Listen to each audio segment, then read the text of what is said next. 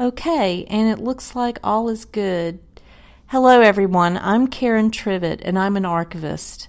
And this is another installment of An Archivist's Tale, a podcast created by my husband, Jeff Huth, and myself.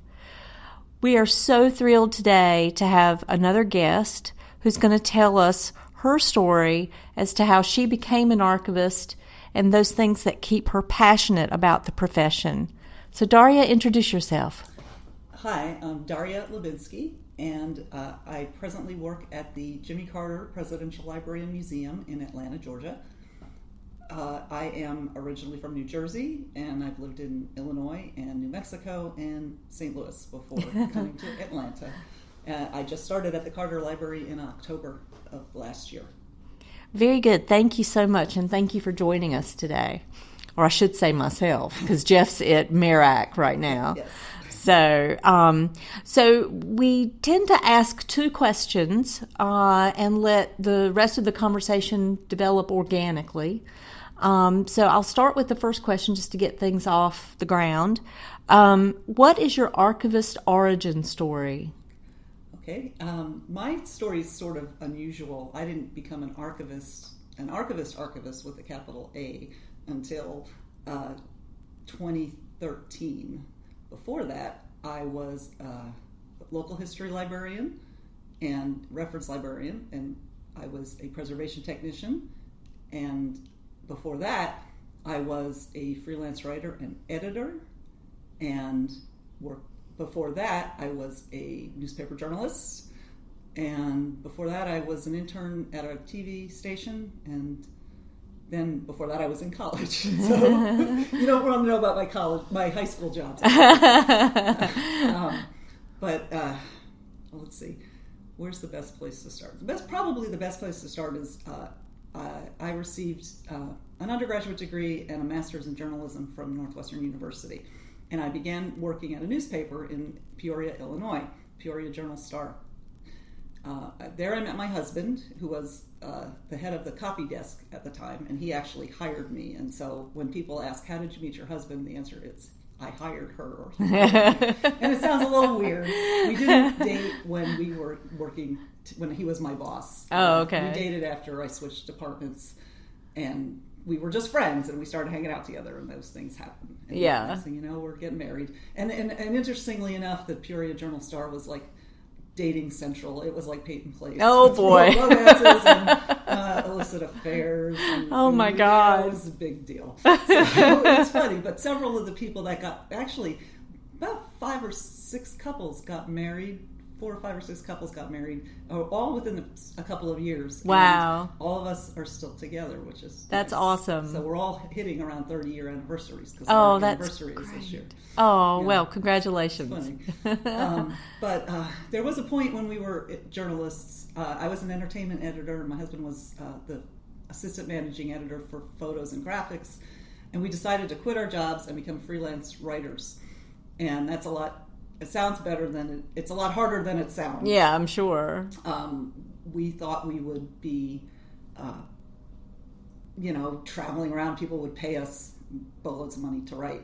Well, Stan is still a freelance writer, but he has been working at the same topic for more than 20 years. Oh, wow. He can make decent money, but it's hard. So one of the ideas we had, we became writers about beer and craft brewing. That sort of took off because it was when craft brewing was just getting started, and there weren't a lot of people writing about craft brewing and beer that were either not like writing. There were either marketers who were just focused on selling the product, or they were people who just wanted free beer and weren't very good writers. Yes. So there were a few journalists that were good, and there's some of them are still writing. Some of them have passed away, and people realized that Stan and I could write. We started getting more assignments, and we wrote a couple books, and we wrote the All About Beer Traveler's Guide. We wrote the Brewpub Cookbook for Time Life Books. And how fabulous! A follow-up to All About Beer Traveler's Guide called The Beer Lover's Guide to the USA. Oh, wonderful! So if you Google me, you'll see often the beer hits come up pretty quickly in the list.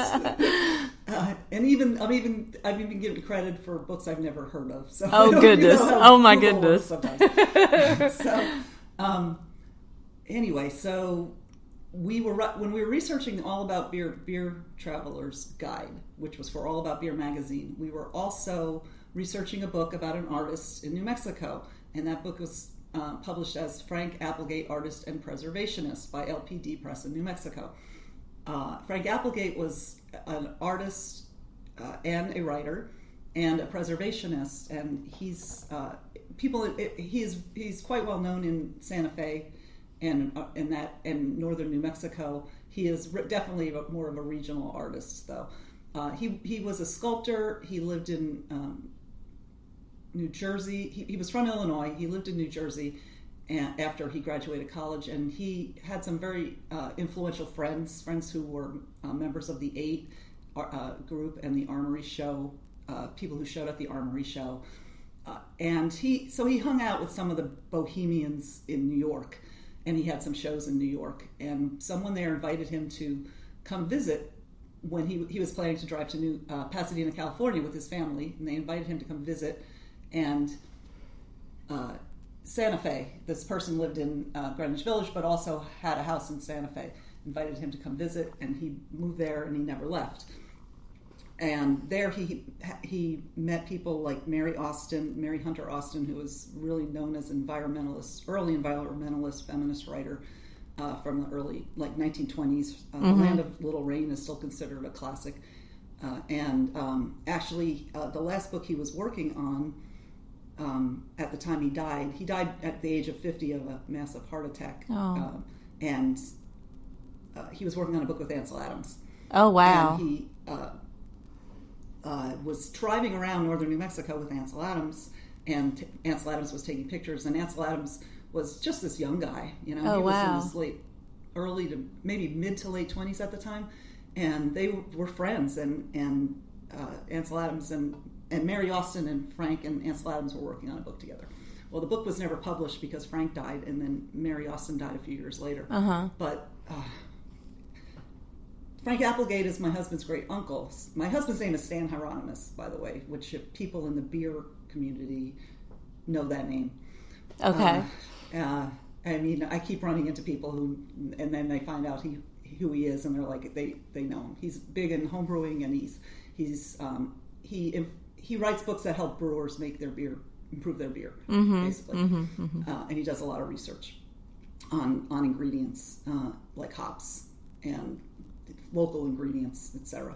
Anyway, so when I married Stan, I immediately started hearing about Frank Applegate, and one of his aunts convinced us we should write a book about him, and she had saved a lot of things that he had, including letters, photographs Ansel Adams took. Wow. Many paintings. So we worked on this book. So while we were writing about beer, we were visiting archives that had materials related to Frank Applegate, including like the archives in, we went to Harvard, we went to Yale, we went to Berkeley, we went University of Illinois, which is where he graduated from, Smithsonian Archives of American Art, which had oral histories that discussed him. What about the Center for Contemporary Photography? We did the center in Arizona. In Arizona. Yeah. Collection. Right. Yes, and it was great because we could see. We had photos that, like the photos he took for this book. We had the photos, and we could see the negatives. Oh wow! And of course, there's Ansel Adams correspondence everywhere. And one of the funny things is he just kept wanting to get paid, and because he was really shooting a lot of things like things for businesses and stuff. In addition to, he'd already made some amazing photos at Yosemite and places like that, but he was still this journeyman who was like, am I going to get paid for this work? I don't think he ever did.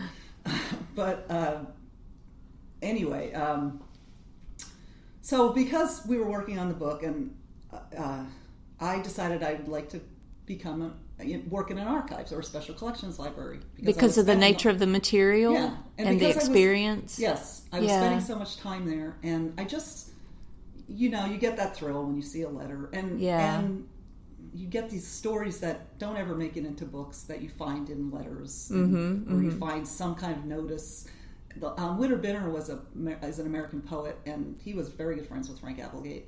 And there's a poem he wrote, and it's 4 lines, and I think he wrote it when Frank died. And it's about him. And I just got this because it's basically the title of the poem is A Long Lean Man, and Frank Applegate was always known for being really tall and really lanky, and he wrote it right after Frank died. I'm like, maybe I can't prove it. I never found anything that said it, but you get those kind of little insights, and it's you get that thrill. Yeah, you get that from primary sources. Right. Yeah, clearly. Right.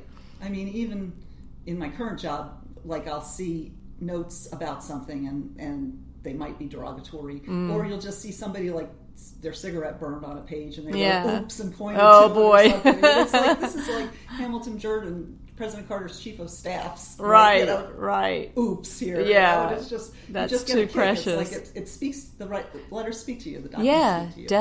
Definitely. So funny. I have a quick question if I can interrupt for just a second.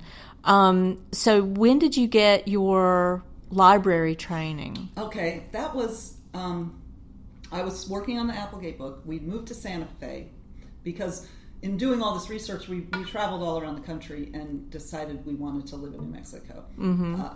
We just fell in love with it the first few times we visited.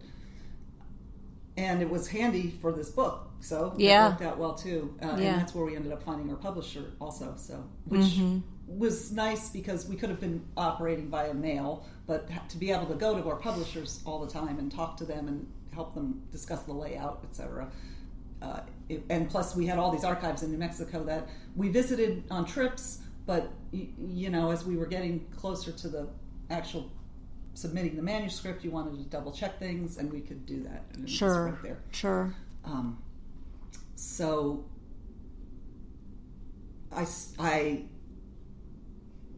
we were sort of wrapping up the book, and I started thinking I wanted to go to try to figure out how to get a degree in archival studies, and a lot of times that meant library science because there are so few schools that taught archival studies, and there wasn't a lot of online archival training yet. There were some things, but not a lot.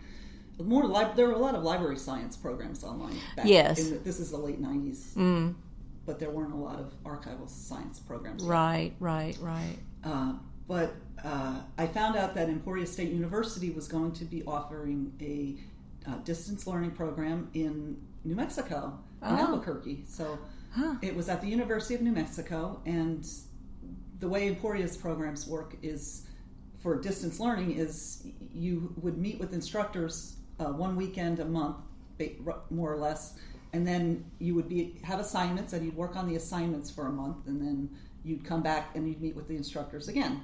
And it was a really good program because it really combined both the in-person learning, online learning. You were encouraged to work in groups. You had figure out group dynamics with everyone, and sometimes you did individual projects. You had to do papers and stuff, and sometimes you did it. And we had electives we could vote on after taking the core courses. And the other nice thing is you only have to pass a test. You pass the test after you take the core courses, and then so that. The rest of it, that's the only test. Oh my goodness. Maybe it's different now, but back then that was the only test, and the rest of it was just papers and projects. Nice. But our cohort voted on archival science classes, which there were 2. There was a conservation class, there was a basic archives class, and there was the practicum in the park at Rocky Mountain National Park. And even though we had a small class, a lot of us wanted to take those classes, so we ended up getting to do them. And so we had Randy Silverman, who was a rare book conservator at the University of Utah. He came to and did our classes, and then he also came to practicum in the park, which is where we would go. We went to the Rocky Mountain National Park archives, which is basically a library with stuff everywhere. And an archivist who doesn't have enough hands to get anything done, and the class would go in. We'd have to have a project we were working on in conjunction with the actual hands-on things we were doing. Sure. And we would go in, and it'd be like flash. What we did was flash processing of a collection, and it was all about land grants because or land leases. I can't think of what the term was we used, but